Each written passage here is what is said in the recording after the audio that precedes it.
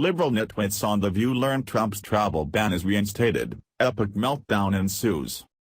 In a landmark decision on Monday morning, the Supreme Court of the United States reinstated President Donald Trump's travel ban without a single judge dissenting.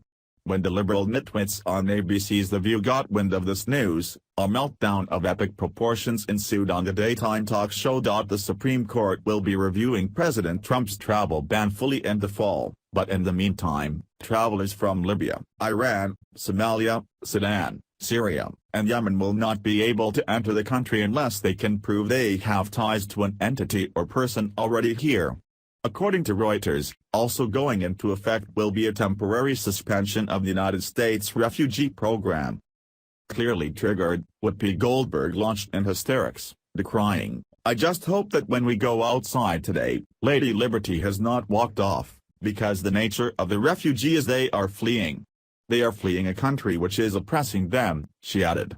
"And so, all I can say is, well, keep an eye on this because this is not the end," she continued.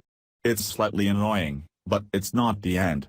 In typical liberal fashion, Goldberg and her fellow goons have chosen fear-mongering over common sense. Trump is not targeting the oppressed, but simply protecting the people whom his first priority is to, namely, American citizens. The fact of the matter is that Lady Liberty is threatened each time a so-called refugee is allowed to enter the United States without first undergoing a thorough and comprehensive vetting process, which we do not have at this time, thanks to the incompetence of the previous administration. In other words, American citizens cannot live a life of freedom and liberty when their very safety is under attack by those with values and motives contrary to their own. Unfortunately, many of the people entering the U.S. from the countries named in the president's travel ban do not wish to assimilate to our way of life.